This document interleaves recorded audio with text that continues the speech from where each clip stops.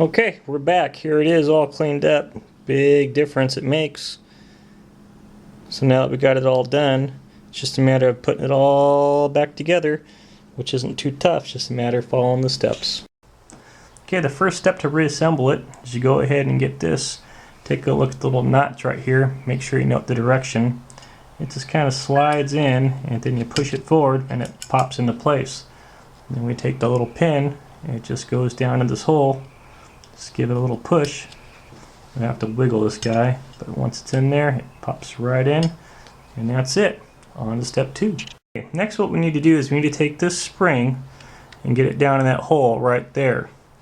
Now that spring puts tension on this piece right here. It's held in place by the actual barrel assembly, which just goes on top like that. So in order to get this thing in there, what we have to do is first put the spring in, like so.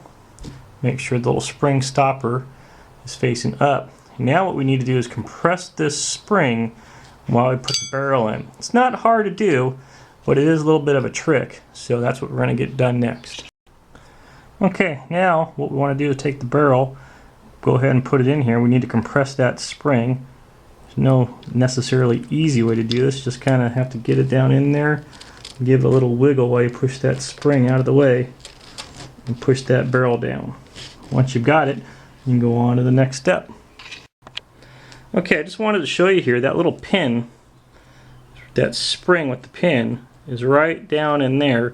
So what I'm doing is I'm using my thumb to put tension against the barrel up against this side of the receiver.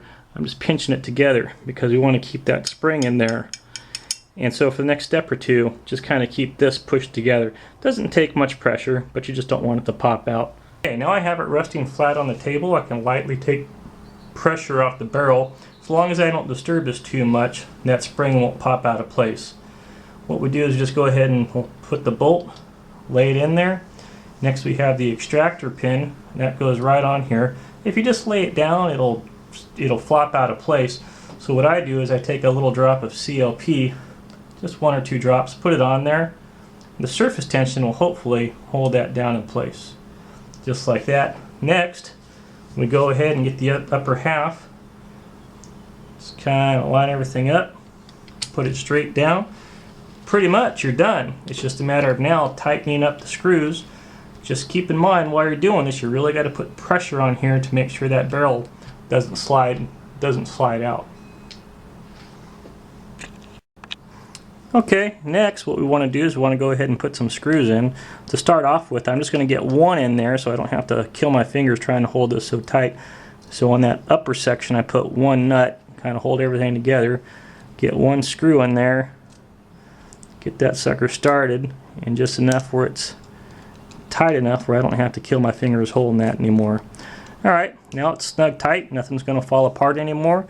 I just go ahead and I put in the other 4 bolts. Okay, I went ahead and put the 5 bolts in. Remember, the 2 top ones are the short ones, and the bottom 3 are the long ones. And you can see the bottom, all the nuts are there.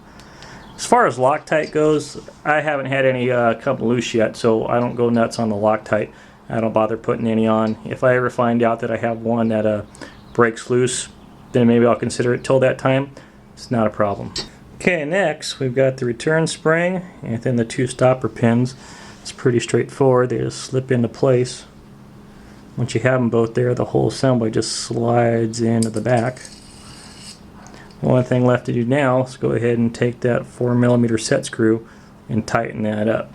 Next, you want to take that 4mm set screw and screw that spring, so just kind of grab onto it. Make sure you're putting pressure on there as you get the teeth started, and also be careful you don't cross thread it. Once you're in there, you don't have to push so hard, and just screw it back down to the position you originally had it for the ammunition you're using. I keep mine pretty much just in from the back edge. One of the final steps is to take the charging handle and just kind of put it on top, make sure it's resting flat. You might notice mine is one of the original early rifles and it doesn't have the little spring catch mechanism. Next, all you do is you take your upper, take the whole entire assembly, put the barrel down the tube, kind of slide everything in, and it just kind of wiggles into place, and push it all the way forward, making sure the back is flush.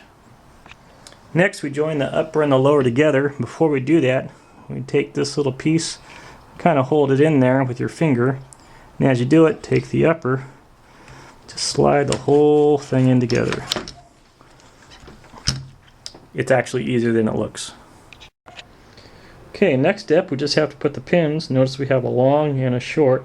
The long one goes in the front, and the short one goes in the back. The front long one also has a flat section on it. I don't know if you can see that there, but that's going to line up with that edge as you put it in. Just push it on down. And do the same for the back one. Again, every rifle's different. Yours might just go in nice and smooth. Mine's always been real tight. So what I do is, once I get it started, using my cloth, I just kind of lightly tap that in there.